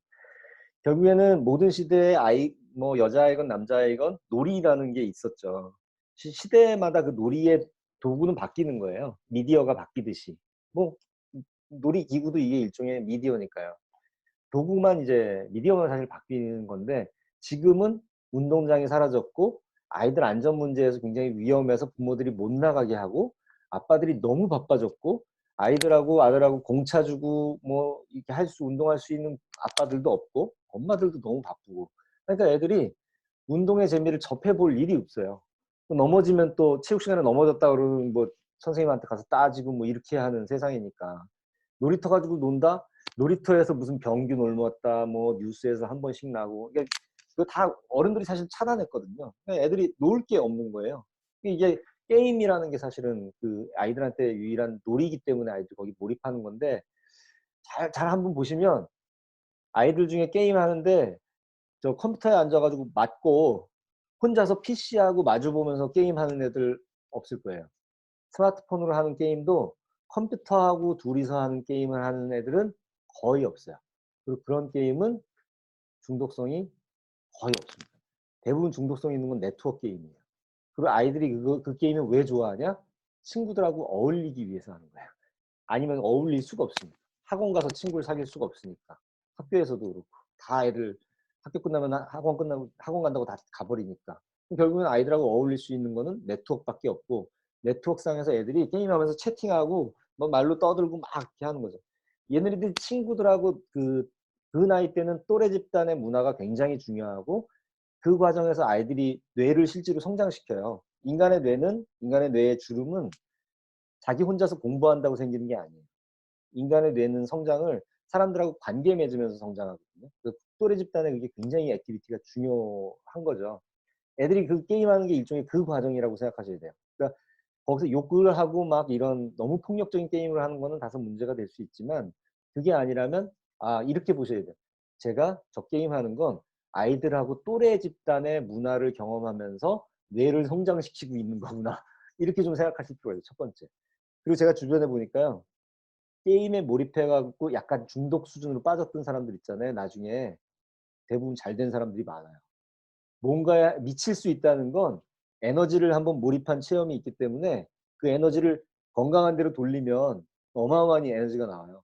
어렸을 때 왜 아이돌 저희 예전에 회사에도 굉장히 유능한 일자라는 아주 독종 같은 여자친구가 있었는데 이 친구가 옛날에 잭스키스 완전 광팬이어가지고 그 잭스키스의 뭐를 다 세트로 다 모은 사람이 전국에 한 3명 있는데 그중에 자기가 한 명이었다고. 그래서 전주 아가씨였는데 서울까지 올라와가지고 진 치고 뭐하고 진 몇 번 가출하고 아마 그거 안 했으면 자기가 훨씬 더 좋은 대학을 갔을 거라고 뭐 이러는데 이 친구 그 몰입의 에너지를 일에다 쓰니까 박사학위 받는 데 쓰니까 뭐 어마어마한 그래서 그런 장점도 있다라는 것도 제가 좀 말씀드리고 싶고요. 그래서 이따 네 번째 얘기하겠지만 그 에너지를 어디로 돌리느냐가 사실 키예요.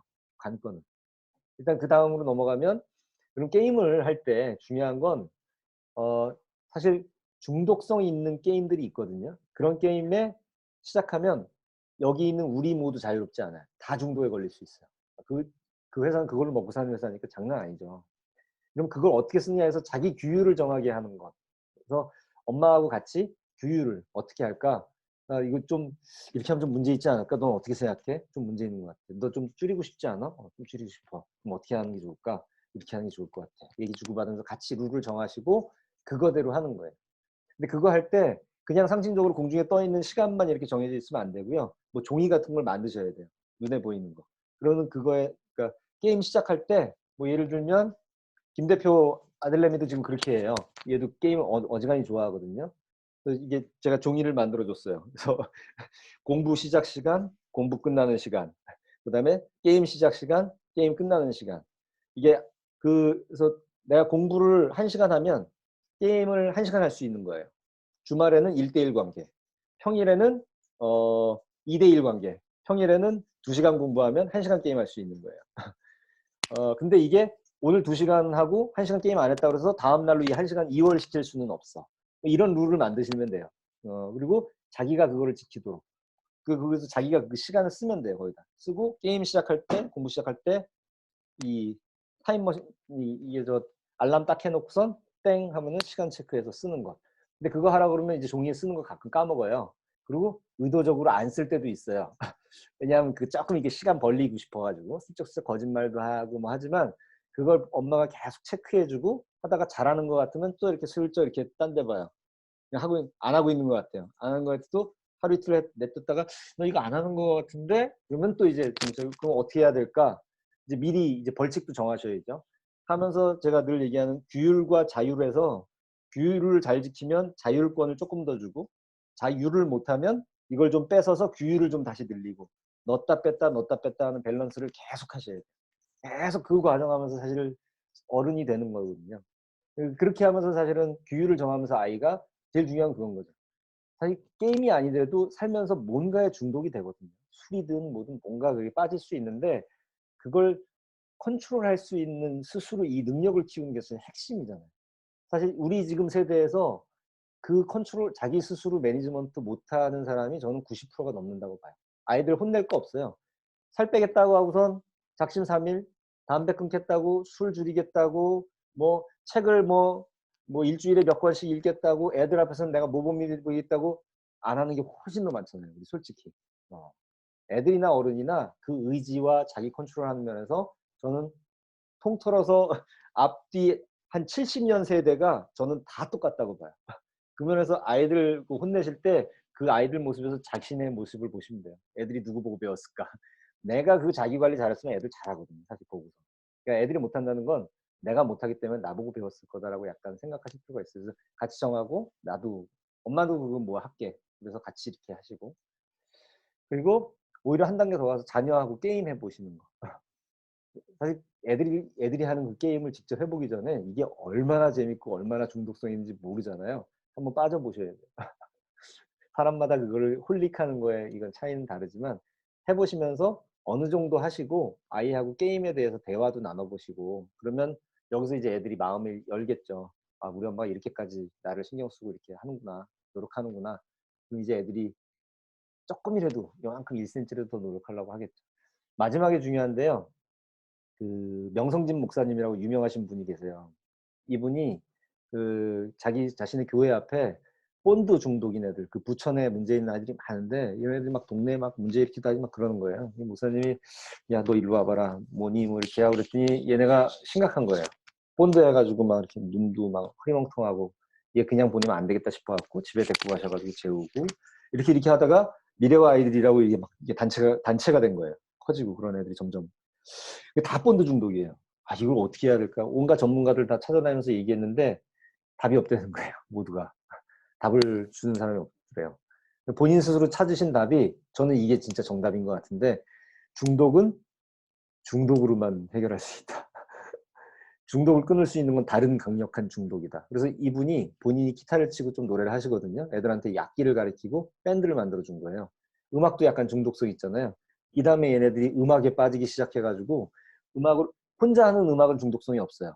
근데 같이 밴드에서 화음 맞추고 노래하고 그러는 거는 그거 하는 순간에 딱 하모니 맞았을 때 박자 딱 맞았을 때 약간 그 뭔가의 쾌감, 절정에 올랐을 때 그런 느낌 있잖아요. 그 맛을 한번 보면 이게 중독성이 있거든요. 아이들이 그게 조금씩 빠지기 시작하면서 그 10대 초중반에 본드 하기 시작했던 애들이 지금 20대 중반이 됐어요.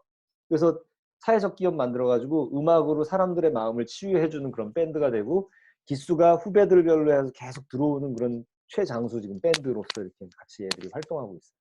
그래서 제가 그거 보면서 옆에서 가까이서 보면서 아, 이건 중독은 중독으로 끊어야 되는구나. 그리고 이제 아이들이 좋아하는 거 있을 거예요. 그런 거에서 뭐에 중독을 시킬까라는 거를 잘 찾아보시면 돼요. 그래서 그 에너지를 그쪽으로 돌리는 것. 그럼 조금 분산되겠죠. 중독해서 할 게 두 개가 생겼잖아요. 그런 시간이 없으니까 이걸 그만큼 못 하겠죠. 또 하나 만들면 또 하는 거고. 이 게임에 한번 그렇게 완전 빠져들었던 애들은 그만큼 다른 거에도 빠지기가 되게 쉬워요. 내가 이거에 빠졌을 때 어떤 보상을 얻는지를 이 뇌가 이 전두엽에 있는 그 자극되는 그 부분이 아주 실제로 이런 거 게임에 중독되면요 실제로 뇌가 물리적으로 부풀어요. 커져요. 그 부분이 계속 자극을 받아서 커져요. 그러면 더 강한 자극이 점점 실제로 필요하거든요. 그래서 이런 아이들은 오히려 그렇게 하면 된다는 거, 될 수 있다라는 거 얘기를 드려보고요. 그다음에 초등학생 아이가 저 몰래 페이스북 하는데 어떻게 해야 될까요? 이거 이참에 아이들이 저 컴퓨터나 이저 한다면 주의 깊게 한번 잘 보세요. 우리 아이가 초등학생인데 이거 하지 않는지. 하고 있을 가능성 굉장히 높습니다. 은근히 많아요, 요새. 이게 지금 N번방으로 갈 수 있는 그런 위험성이 사실 있는 거거든요. 어떻게 해야 되느냐. 일단 이 좀 그러니까 여기서 이제 주목해야 될 포인트. 애가 페이스북을 한다라는 것도 중요하지만 여기서 이 방점이 찍혀 있는 단어는 나 몰래인 거죠. 왜 나 몰래 하게 됐을까? 사실 답을 찾는 건 여기 있어요. 대부분 나 몰래 한 거는 이 녀석이 대부분 분들이 야, 너 이거 해? 다짜고짜 딱 직접적으로 딱 물어보고 하지 마. 너 이거 이런 거 하면 안 되지. 이렇게 그냥 다짜고짜 들어갈 수 있는데 그러면 이제 집에서 게임 못하게 하면 얘가 엄마한테 거짓말하고 PC방 가잖아요. 그렇게 되겠죠. 그러니까 이게 이 나 몰래 하는 그 원인을 찾아서 해결해야 되는 거기 때문에 이런 문제는 오히려 더 좀 어려워요. 일단은 안전 차원에서 얘가 그냥 냅둘 수는 없는 거죠. 이건 시한폭탄 같은 거기 때문에 그냥 부모가 차근차근 얘가 왜 나 몰래 했을까? 엄마하고 대화를 트고 나하고 그런 것들을 얘기하고 스스로 없애는 것까지 이 과정을 가기에 그게 3개월이 걸릴지 6개월이 걸릴지 모르는데 그 상태에서 부모가 관찰하고 모르는 상태로 6개월을 둘 수는 없잖아요. 그래서 이거는 아마도 엄마의 계정을 알고 많은 애들이 이미 이 몰래 계정을 만드는 애들은 부모를 그 페이스북에서 빼기로 만들 수 있거든요. 모두가 다 보지만 빼기 우리 엄마만 못 보게 이렇게 만들 수 있어요. 아마 그렇게 해놨을 가능성이 매우 높겠죠. 그럴 수 있기 때문에 그러니까 그리고 이 페이스북에서 누군가 계속 보잖아요. 가서 계속 보면 옆에 친구, 나하고 가까운 친구 이런 거 뜨는 거 보실 거예요. 걔가 뜨는 알고리즘이 그 공식이 뭔가 그런 게 있어요. 그래서 나한테 와서 내 거 많이 보는 사람, 댓글 다는 사람, 뭐 이런 순으로 해서 또 나도 그 사람한테 얼마나 상호 관계성을 보고서 하거든요. 근데 일단 그 사람이 내 거에 와서 많이 보면 여기에 뜨게끔 돼 있어요. 그러니까 아마 어머님들 계정으로 가서 이렇게 계속 관찰하고 보시잖아요. 그럼 옆에 어느 날 갑자기 거기에 우리 아이 계정 옆에 가까운 친구 하면서 뜰 거예요. 그러면 이거 뭐지? 그러면서 이제 안 하다가도 이제 마이너스로 뺄 가능성이 높죠. 그래서 가짜 계정을 하나 만드셔서 이건 이제 하얀 거짓말 같은 거 가짜 계정 만드셔서 옆에서 계속 만들고 관찰하고 한번 계속 지켜보시는 게 필요해요. 그래서 혹시나 이거는 큰 문제가 생기겠는데 이거 위험한데 그러면 그때는 일종의 갑자기 우리 저 암실에서 뭐 하다가도 불 확 켜는 식으로 잠깐 이 긴급 조치를 해야 될 상황도 있기 때문에 그걸 좀 보실 필요가 있어요. 그 다음에 이제 그거 안전장치는 일단 해놓고 그 다음에 근원적인 원인을 우리가 찾아가야 해. 얘가 왜 몰래 했을까? 스스로 사실은 잘 나를 이렇게 들여다보면 뭔가 하지 마라는 이런 걸 내가 일단 많이 했을 가능성이 되게 높죠. 그래서 엄마의 간섭이 싫기 때문에 몰래 쪽으로 이제 가는. 간섭을 그렇다고 해서 강하게 하면 더 몰래, 더 간악하게 몰래 이렇게 아주 교묘하게 이제 가는 쪽으로 갈 거기 때문에 오히려 근원을 찾으시고 예를 들면 하지마의 수위를 내가 줄인다. 이 악물고 참을인자 세개 쓰면서 한다. 근원적인 이유들이 몇 개가 있다고 찾으시면 단계별로 해결 목표를 잡으셔야 돼요. 제일 만만하고 쉬운 것부터 어려운 걸로 차근차근. 그래서 예를 들면 이런 하지마라는 얘기 내가 많이 하는 것 같아. 그거부터 하지 말아야겠다. 이런 식으로 하나씩 하나씩 해서 못 줄이고 이렇게 하면서 애들한테 간접적으로 이렇게 슬쩍슬쩍 이렇게 얘기하는 쉬운 것부터 해결하면서 궁극적인 목표는 아이의 넘버원 상담자가 되는 거예요. 그러면 애가 나한테 숨길 이유가 없고 뭔가 할 때 나한테 제일 많이 와서 얘기하겠죠. 아까 얘기한 것처럼 계속 관심 보이면서 어때? 그거 뭐가 어떻게 됐어? 그래서 그렇구나. 사소한 대화들 많이 하죠. 별거 아닌 것 같은 것들. 밥 먹으면서도 하고 뭐 데려다 주면서도 하고 이런 식으로 하면서 그때마다 그렇구나. 올라타가지고 야 너 그거 아니야. 이 얘기를 너무너무 하고 싶으시겠지만 요 기간 동안에는 일부러 의도적으로 꾹 참으셔야 돼요. 그럼 얘가 우리 엄마 요새 좀 다른데 조금씩 얘기를 하기 시작할 거거든요. 그렇게 하면서 이제 상담자가 될 때쯤이 되면 이제 생각해 보니까 엄마 페이스북 하는데 너도 엄마 페이스북 하는 거 같이 와서 보자 이렇게 막 그러는데 좀 아는 척하고 그러면 너 이거 어떻게 알아? 뭐 이래가면서 슬쩍 떠보면서 이제 아이들은 사실은 어른들의 수에 그 정도는 넘어가죠. 슬슬 떠보면서 하면 나 사실은 뭐 하는데 라든가 이런 식의 그러면 그래 그거 재미는 있겠지만 그 좀 하면 안 되는 거 아닌가? 라고 얘기하면서 그 다음에 이제 솔루션을 찾는 쪽으로 하나씩 풀어가시는 식으로 해야 될 것 같아요. 풀어가는 건 둘째 문제고요. 일단은 몰래 하는 그 현상을 없애는 게 이건 키인 거죠. 그러니까 제가 이 예를 말씀드린 거는 사실 우리가 어떤 문제, 아이의 문제 현상을 딱 봤을 때 문제를 잘못 헛다리 짚는 진단하는 경우가 많아요. 감정에 휘둘려 가지고 페이스북 하는 게 문제지가 아니거든요. 몰래 하는 게 문제지라는 거를 그 관점을 그걸 잘 잡으셔야지만 문제 해결이 시작이 되는 거잖아요. 네, 그거를 잘 보시라는 면에서 제가 그 얘기를 좀 해봤고요.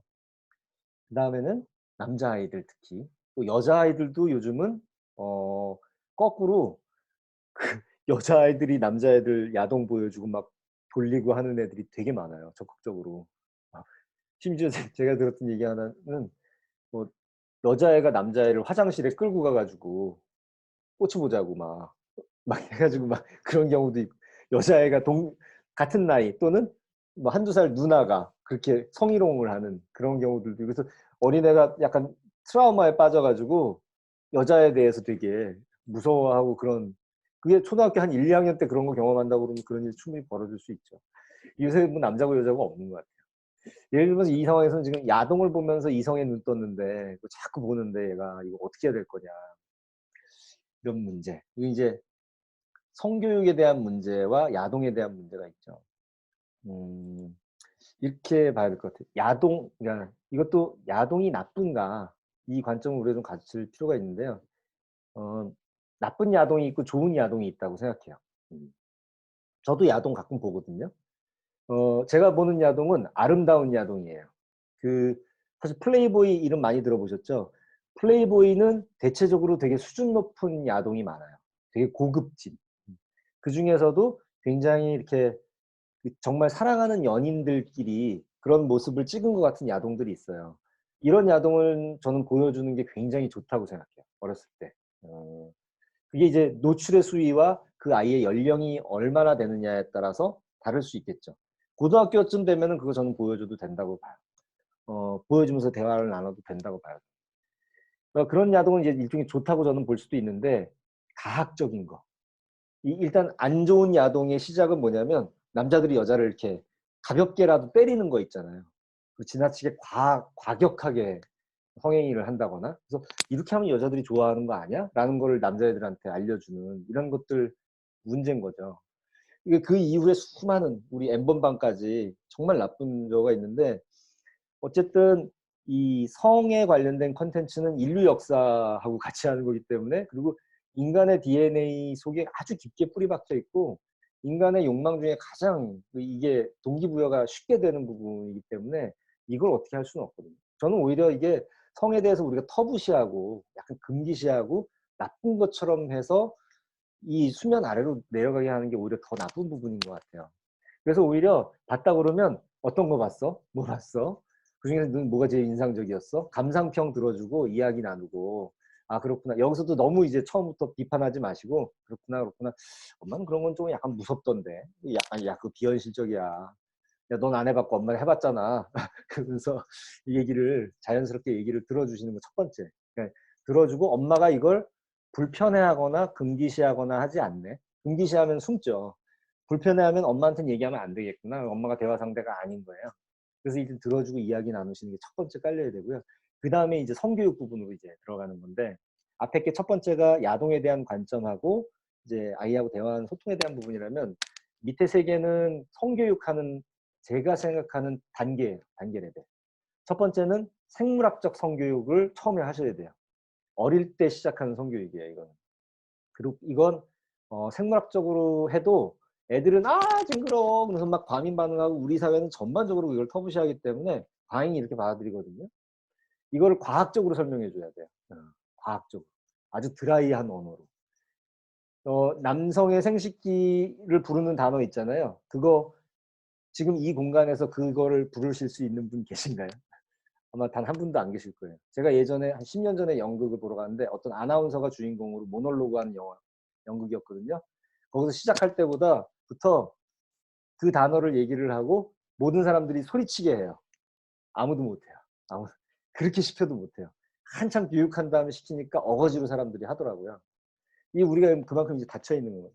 일단 생물학적으로 과학적으로 드라이하게 설명을 해주실 필요가 있고요. 요게 된 다음에는 뭐 남자의 음경은 이런 전문 용어 쓰시면서 외음부와 뭐 내음부로 나눠져 있는데 뭐 외음부에는 음경하고 음낭하고 있고 이거는 뭐 음경은 아기 날 때 성행위와 아기 나올 때 쓰는 거야. 그리고 뭐 이 음낭에는 아기 씨들이 들어 있어. 뭐 그러면서 이제 약간 부드러운 표현 쓰면서 의학적으로 설명하는 거. 여기까지는 잘하시는 부모님들은 조금 하시기도 해요. 근데 두 번째, 세 번째가 없어요. 두 번째는 진화적 관점에서 남녀의 성 역할 설명해 주는 거. 이건 진화론 관련된 책들을 조금 보시면 좋을 것 같아요. 남자는 처음에 인간이 육식을 하면서 뇌가 이제 커지기 시작했는데 그러면서 두뇌 발달을 해서 동물을 더 잡아야 되니까 남자들은 사냥에 나갔죠. 남자가 힘세서 더 나갔던 거 아니에요, 처음부터. 여자들은 아기를 낳으니까 10달 동안은 꼼짝 마고 다른 천적들한테 잡아먹힐 수도 있고 약하기 때문에 동굴 안에서 보호해야 되죠. 종족 번식을 위해서. 그래서 동굴 근처만 돌아다니면서 채집 활동을 했어요. 그러니까 여자들은 채집하면서 서로를 지켜주면서 봐가면서 해야 되니까 소통하는 문화 이런 것들이 발달했죠. 남자들은 나가서 사냥해야 되는데 누가 사냥해서 공로가 더 크냐에 따라서 더 큰 고기를 받기 때문에 서로 경쟁하고 싸우고 근육을 키우고 그러니까 어렸을 때부터 쌈박질하고 이런 쪽으로 막 컸어요. 공격성을 막 키웠죠. 여성 이게 남자랑 여자랑 뭔가 뭐 차별적으로 다른 게 아니라 진화 과정에서 역할을 다르게 그 아기를 낳는 걸 중심으로 우리가 종족 번식을 DNA 복제를 위해서 하는 거 중심으로 해서 나뉜 것들을 이야기하면서 남녀의 성 역할 이야기해 주시는 거. 왜냐하면 결국에는 이 성 문제는 섹스라고 하는 것은 남녀 간의 관계에 대한 문제이기 때문에 마지막 사회적 관계적 관점에서 사랑에 대한 교육을 하는 게 사실 성교육의 완성이거든요. 우리 여기까지 가지 않죠. 근데 그 사랑 얘기를 하면 사랑 얘기가 막 오글거려요. 또 애를 이루기 때문에 그 전에 진화적 관점에서의 남녀 성 역할에 대해서 해야 돼요. 거기서 중요한 부분이 사실 결국에는 모든 생명체의 궁극적 목표는 영원히 살고 싶은데 영원히 살 수 없으니까 나의 DNA를 복제해서 그게 자손 번식인 거죠. 그걸 통해서 영원히 살고 싶은 그걸 대신하는 거거든요. 그러니까 내가 죽더라도 내가 희생해서 내 자식을 위해서 하는 것들이 사람 이 모든 생명체한테 들어 있는 겁니다. 그 면에서 사실 진화론에서는 DNA가 주인이에요. DNA가 나를 지배하는 거거든요. DNA가 저 여자 꼬셔 라고 막 저한테 막 명령을 하는 거예요. 그리고 남자들은 자기의 DNA를 최대한 복제하기 위해선 많은 여자들한테 내 씨를 심고 뿌려야지만 종족 번식이 내 DNA가 살아남을 가능성이 높잖아요. 그래서 남자들은 오만 여자를 안 가리게 된 거예요. 진화적으로. 남자들이 사악해서 그런 게 아니라. 여자들은 반대로 평생 임신할 수 있는 게 몇 번 기회가 안 되기 때문에 좋은 씨, 좋은 씨앗, 좋은 DNA를 내가 잘 선택해서 받아들여서 내가 키워야지만 나도 내 DNA를 심은 이 복제해가지고 내 자식이 살아남을 가능성이 매우 높은 거죠. 비리비리한 놈의 DNA 갖고 와서 합치면 이게 안 되잖아요. 그래서 여자들은 평생 임신의 횟수가 제한될 수밖에 없기 때문에 고르는 쪽으로 가게 됩니다. 여자들은 좀 남자한테 관심이 없고 남자들은 막 욕망이 넘치고 해서가 아니라 사실 똑같은데 진화 과정에서 그렇게 됐다라는 거예요. 이 부분을 얘기하고 그래서 야 사실 나이가 어느 정도 되잖아. 사랑은 약간 사라지고 종족 번식이 끝났거든. 그러니까 내 뒤에 내 머릿속에 있는 이 DNA가 야 너 번식 다 끝났으니까 저 여자한테 그렇게 잘해줄 필요 없어 라고 내 DNA가 명령하는 거라고. 야 사랑 정말 사랑은 아름답고 살면서 한 번씩은 꼭 해봐야 돼. 너무너무 달콤하고 너무너무 좋아. 근데 사실은 들여다보면 저거 DNA가 너 명령하는 거니까 너무 그거에 또 목숨 걸 필요 없다. 이런 이야기도 사실 해주실 필요가 있는 거예요. 그렇게 하고 사회적 관계적 면에서 사회적으로 여성의 역할, 남성의 역할, 각 사회별로 그 역할들이 어떻게 다르고 사랑은 뭐고 사랑이 어떻게 발전하고 사랑하다가 어떻게 깨지기도 하고 배신당하기도 하고 엄마랑 아빠는 어떻게 사랑해서 어떻게 만났고 그때 저 인간이 어떻게 했냐면 말이지 뭐 이러면서 야 그때 나한테 얼마나 살살거렸는지 몰라 이런 얘기하면서 사랑에 대한 얘기를 아이들한테 이야기 정말 옛날 이야기처럼 해주시는 거. 그렇게 해서 이 세트가 쭉 가는데 이게 하루에 다 갈 필요 없어요. 조금씩 하면서 나이 먹으면서 하나씩 이렇게 얹으시면 돼요. 그리고 첫 번째 것도 다시 한번 회귀해가지고 또 하기도 하고 이 세 가지가 균형 잡힌 걸로 아이들 속에 머릿속에 갈 때 성에 대한 정체성과 성에 대한 올바른 건강한 생각이 바로 잡히거든요. 이게 사실은 이 성교육에 대한 그러니까 야동과 성교육에 대한 부분이 같이 가야지만 사실은 되는 부분입니다. 요게 됐을 때는 요게 잡히면 아유 야동 막 보여주셔도 돼요. 아동 성착취하는 거 이거 보여주면 애들이 알아서 검열해요. 이건 아니다. 이건 아니다. 그 이제 자정 능력을 키워주는 게 중요한 거예요. 이게 시간이 10시 10분인데 제가 이거를 아까 이거 비슷하게 나왔을 때 제가 하려고 했던 요거랑 이런 것들이 있었는데요. 시간상 우리 부모님들 얘기하실 기회를 드리려면 넘어가야 될 것 같아요. 마지막으로 요거를 제가 빠른 호흡으로 얘기를 하고 요거 빠른 호흡 얘기하면은 시간이 다 될 것 같은데 한번 서둘러 볼게요. 사실 디지털 미디어 리터러시 이 뒤에 보이는 이 어마어마한 게 디지털 리터러시의 그 9개 영역과 5개 단계와 이런 걸로 저희가 갖고 있는 이제 방법론인데 이 중에 이제 여기 미디어 리터러시 관련해서 핑크색에 필요한 것들 이렇게 많아요. 미디어 리터러시를 위해서는 디지털 미디어 리터러시 이렇게 많은데 다 얘기할 수 없으니까 그 중에 제가 5가지만 오늘 좀 얘기를 할게요. 첫 번째는 이제 책이 북이라고 하는 미디어에서 디지털 미디어로 이게 바뀐다라는 거. 책에 너무 고집하시면 안 돼요. 저의 요즘 책 읽는 습관은 방법은 그거예요. 계속 제가 유튜브에서 아카이빙 하면서 좋은 영상들에서 제가 구독 눌러놓은 책을 설명해주는 좋은 채널들이 있거든요. 그걸 통해서 일주일 동안에 굉장히 많은 책들을 저는 접해요. 5분으로 10분으로. 때로는 주제별로 검색해가지고 관련된 책들을 쫙 이렇게 보기도 하고. 그럼 제가 이제 그 책들을 다 꿰는 거예요. 융합해서 이 책은 내가 사서 봐야겠어. 인터넷 주면서 돌아다니면서 이북으로 소리로 들으면서 깊게 이제 들어가서 보고, 어떤 건 종이책으로 사서 보기도 하고, 아날로그 디지털 막 믹스해서 봐요. 그러니까 T쉐입인 거죠. 굉장히 많은 책들을 다양하게 접하고, 그리고 깊게 들어갈 것들은 제가 깊게 보는, 이런 식으로 해서 책도 미디어 중에 하나라는 거. 오히려 이 책 보고 미디어 가는 건 오히려 바보짓이에요. 한 책 쫙 파가지고 3시간 보고 나면 숲속에 빠져가지고 이 책이 뭘 얘기하는 건지 우리 까먹을 때 있거든요. 오히려 영상 보시고 결론 요약 딱 보시고 그다음에 책 읽으면 오히려 쉽게 더 갈 수도 있어요.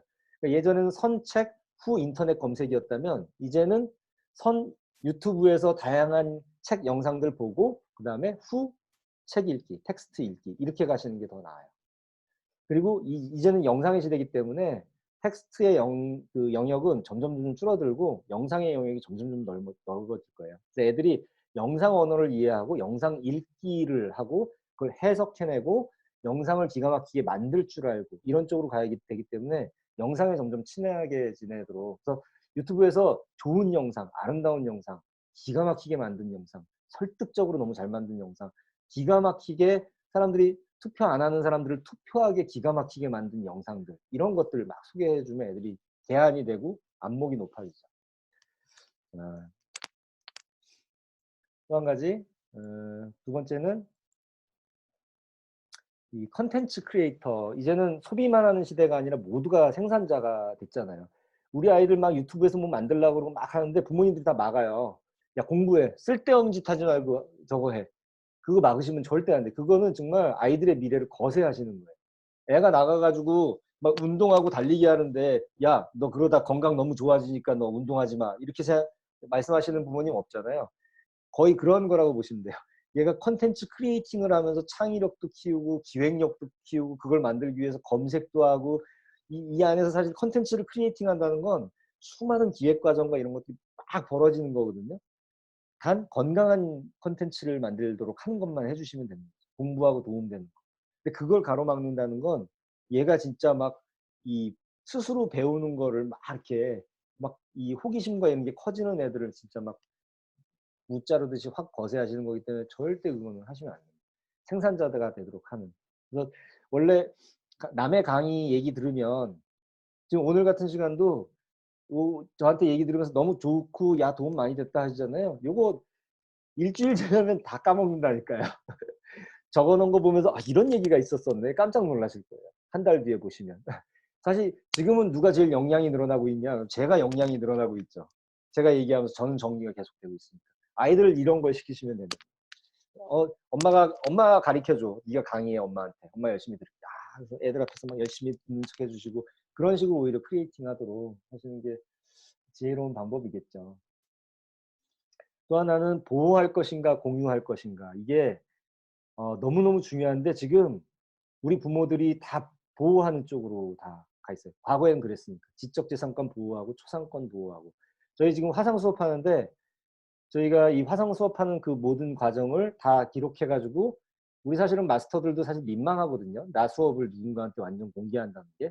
근데 학교 선생님들 공교육에서 보고 따라 하시도록 그냥 다 공개해요. 그걸 방침으로 하는데 많은 부모님들이 처음에 그렇게 한다고 오픈했음에도 불구하고 스케치 영상 만드는 게 아니라 1시간 수업, 2시간 수업을 다 공개해요? 그건 좀 싫은데요. 그게 무슨 차이죠? 5분짜리 영상에 우리 아이 얼굴 나가는 거랑 1시간짜리 영상에 나가는 거랑 왠지 심정적으로 그냥 왠지 싫은 거예요. 근데 뭐 KBS에서 우리 아이가 뭐 너무 잘했다고 뉴스 인터뷰에 나와가지고 뭐 이렇게 한다고 그러면은 우리 다 좋잖아요. 그런 거에 나가는 거. EBS 다큐에 1시간 얘를 주인공으로 해서 뭐 휴먼 드라마를 만든다고 그래요. 그거 싫다고 하실 분은 안 계실 거예요. 사실 우리한테는 이율배반적인 것들이 있는데 과거의 클라우드 시대가 아니라 PC 시대에는 우리가 보호했어야만 했어요. 약간 예를 들자면 독일식. 독일은 자기네들의 재산을 지키기 위해서 성을 쌓았죠. 더 높게, 더 높게. 그래서 성벽전을 막 하면서 외부의 적으로부터 우리의 거를 지키는 걸 했어요. 그동안에는 그런 세상이었었어요.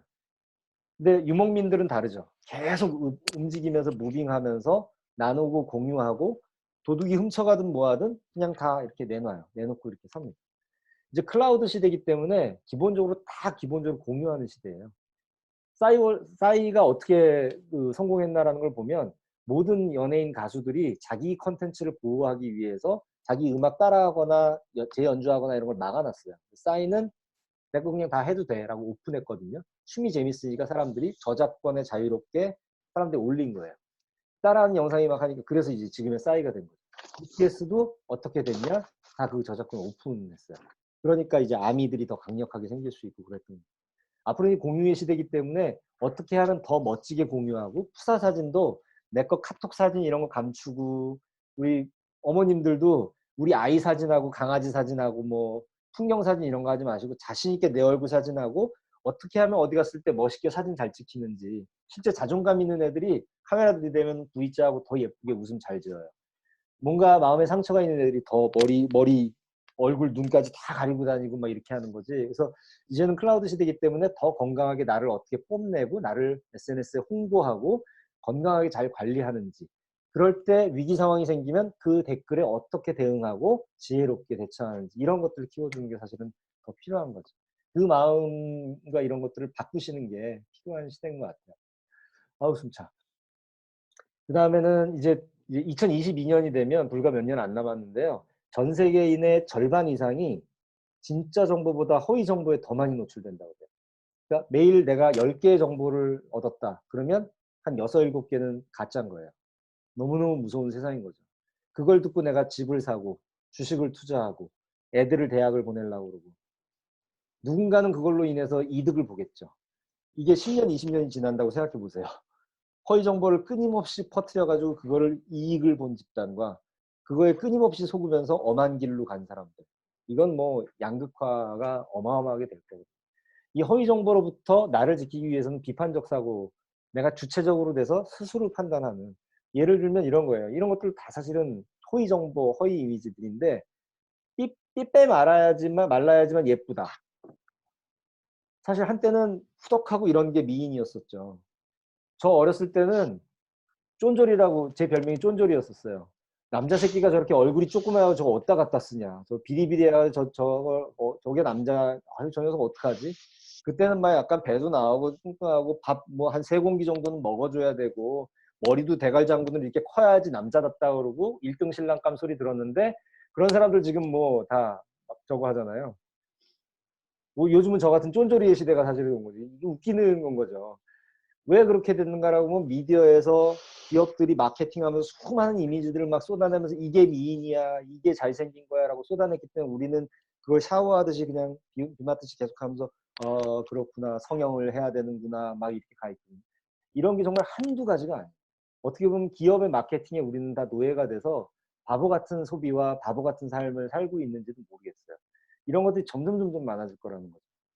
남들이 나한테 주어주는 삶, 남들이 자기의 이득을 보기 위해서 나한테 프레임을 씌워서 하는 삶이 아니라 내가 살고 싶은 삶, 내가 원하는 삶을 나한테 좋은 삶을 사도록 하기 위해서는 비판적 사고를 가지고 내가 깨어있는 것 되게 중요한 것 같아요.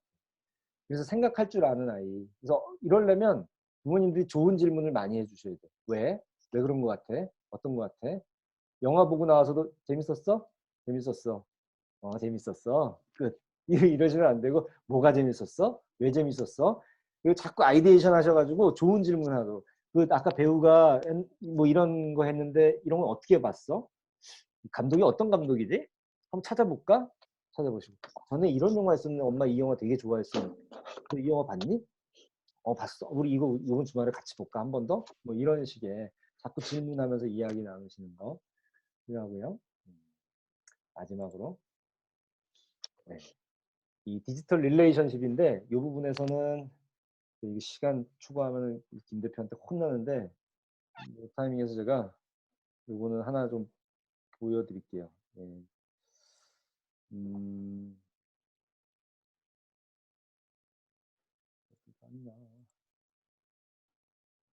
참 너무 많이 열려 있어가지고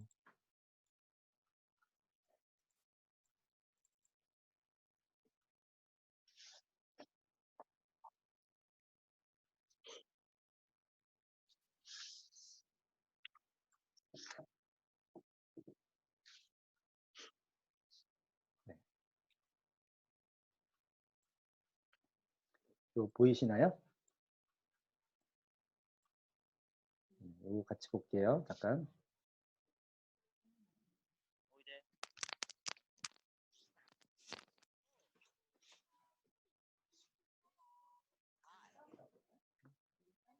있는데 안 들려요?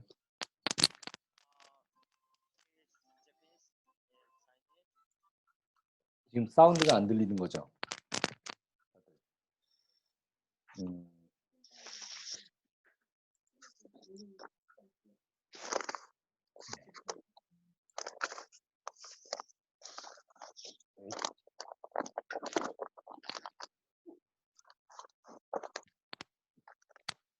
I am Korean. 들리시나요? Oh my god, really? Yeah. 이 정도는 됐어요. Oh, I really love Korea, especially the food. You're the Japanese, right? Yes, Japanese. 私は大好きです. I want to travel. I want to go to Korea. Yo, when I go there, give me home. I'll stay at your house. When you go there, would you How old are you? I'm 18. Are you a teenager? You're actually older than me. I'm 16. I like when people say, "Hey, master, That's real. Is that the only thing? Oh my god. It's real. Hush, little baby.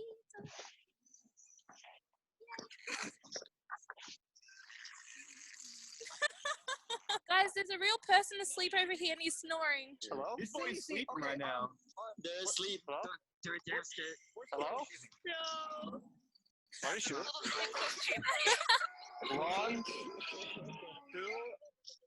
3. Look at yourself. Well, I was born this way. I cannot help it. Thank you, ugly person. I'll be your tour guide. Stop running. Why are you running? 네. 이게 뭐냐면요. 그 HTC 바이브라고 가상현실 공간에서 아이들이 채팅하는 거예요. VR 채팅. 이제 페이스북에서 채팅하는 것 같은 게 이제 이렇게 될 가능성이 굉장히 높아요. 이미 많은 아이들이 하고 있어요. 어른들은 별로 없고 아이들이 많이. 긍정적인 면은 저렇게 애들이 가상 공간에서 만나가지고 글로벌하게 서로 5만 가지 언어를 주고받으면서 영어 공부를 하는 애들도 있고 일어 공부하는 애들도 있어요. 빠른 애들은. 근데 마지막 장면 보신 것처럼 막 칼 들고 막 돌아다닌다거나 누가 계속 누워 있으니까 거기다 대고 총을 쏜다거나 그리고 이제 실제 그 4D 개념으로 이 가상현실 속에서 상대방이 나를 터치하면 그게 실제 피부로 느껴지는 그런 수트가 나왔어요. 지금은 낮은 수준의 감도지만 이게 굉장히 고감도로 바뀔 거거든요. 그러니까 다시 말해서 나중에 미래에는 가상현실을 통해서 섹스도 가능할 수 있다는 거예요.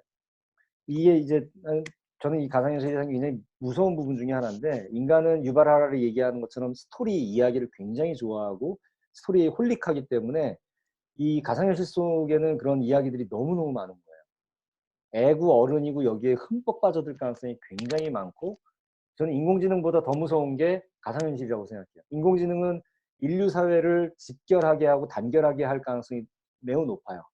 인공지능을 두려워하기 때문에 공동의 적이 생긴 거죠.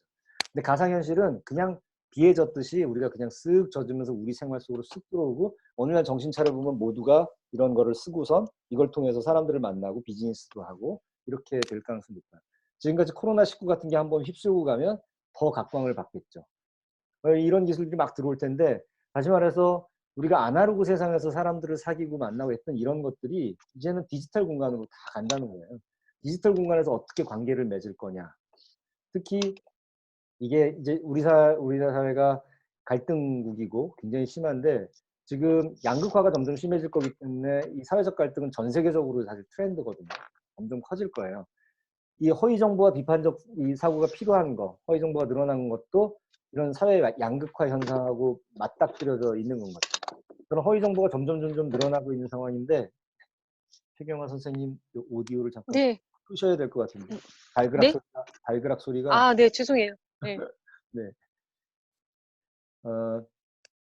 이 허위 정보를 통해서 이 세상이 혼탁해지고 막 이런 부분들, 사실은 우리가 가짜 뉴스를 누군가 만들어내는 게 비판적 사고가 부족해가지고 가짜 뉴스를 만들어내는 건 아니거든요. 사람들이 갈등의 관계의 문제잖아요, 다. 사실 이 디지털 세상에서, 아날로그 세상에서는 우리 눈 마주치면서 거짓말 잘 못해요. 근데 디지털 세상에서는 익명성도 있고 거리가 멀고 그러니까 함부로 거짓말을 하고 돌고 돌고 돌아서 나는 감춰질 거라는 생각이 있기 때문에 더 막 할 수 있는 부분인 겁니다. 그래서 사실은 시티즌십이 굉장히 중요하다 이런 얘기들 하는데, 결국에는 궁극적으로 디지털 세상에서의 공동체 의식, 인류는 하나고 여기서 누구 하나가 이렇게 정말 미꾸라지처럼 하기 시작하면 이 디지털 세상 전체가 망가진다라고 하는 이런 생각을 우리가 가질 필요가 있는 거예요. 그래서 아까 잠깐 보였던 디지털 리터러시의 9가지 영역 중에 마지막 영역이 사실 디지털 릴레이션십 리터러시예요. 디지털 세상에서 어떻게 내가 관계를 맺고 사람들과 잘 건강하게 지내는지. 우리 아이들이 궁극적으로는 사실 이걸 체험하도록 하고 이 건강함을 유지할 수 있도록 하는 게 어떻게 보면 제일 궁극의 중요성이에요. 소통하는 거, 미디어 다루는 거, 이것도 결국에 이 인류는 혼자 무인도 가서 살 수 없거든요. 공동체를 이루어서 같이 생산하고 뭔가 같이 뭔가를 만들어내야 돼요. 그게 이제 디지털 공간에서 많이 일어날 거기 때문에 거기서 어떻게 지내는지가 궁극적으로. 그리고 이 9번째 디지털 릴레이션십 리터러시에서 마지막 부분이 디지털 세상에서의 협업이에요. 협업. 결국에는 우리 아이들은 그 세상에 살 거기 때문에 그 역량을 키워주는 게 굉장히 중요한 거예요. 그게 이제 미디어를 통해서 다 이루어지는 것이기 때문에 디지털 미디어 리터러시에서도 그 부분이 굉장히 중요한 부분입니다. 31분 됐는데요. 제가 김 대표한테 혼나지 않으려면 빨리 시간을 지켜서 끝내야 될 것 같아요. 죄송합니다. 제가 시간 관리를 못해서 원래 우리 부모님들 이 질문하시고 이야기 나눌 시간을 제가 좀 드려야 되는데 오늘 이 부분이 제일 중요하고 이런 얘기를 어디서 사실 들으실 데가 없을 거예요. 그래서 오늘 제가 조금 이야기를 많이 드리는 게 좋을 것 같아서 슬라이드도 최소화하고 제가 말을 많이 하는 걸로 좀 했는데, 그런 면에서 들으시면서 좀 다소 지루하셨을 수도 있겠으나 양해를 해주시면 좋을 것 같습니다. 다음 시간은 이제 커뮤니케이션에 대한 거기 때문에 그때는 이제 우리 좀 더 얘기를 많이 하는, 인터랙티브하게 하는 시간을 좀 갖도록 할게요. 그러면 네, 제가 여기 채팅창에 해놓은 거 제가 이게 잘 해서 메모해가지고 다음 시간에 참고해서 하도록 하겠습니다. 시간 늦었으니까 2분 지났으니까 끝내도록 할게요. 다들 수고하셨습니다. 네. 네, 감사합니다. 수고하셨습니다. 감사합니다. 수고하셨습니다. 안녕히 주무세요. 네, 좋은 밤 되세요. 먼 되세요. 네.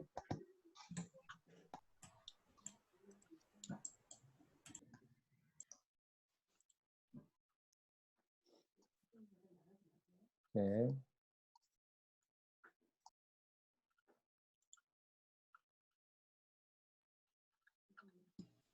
제 거 음소거 해보세요. 제 화면에 껐어요.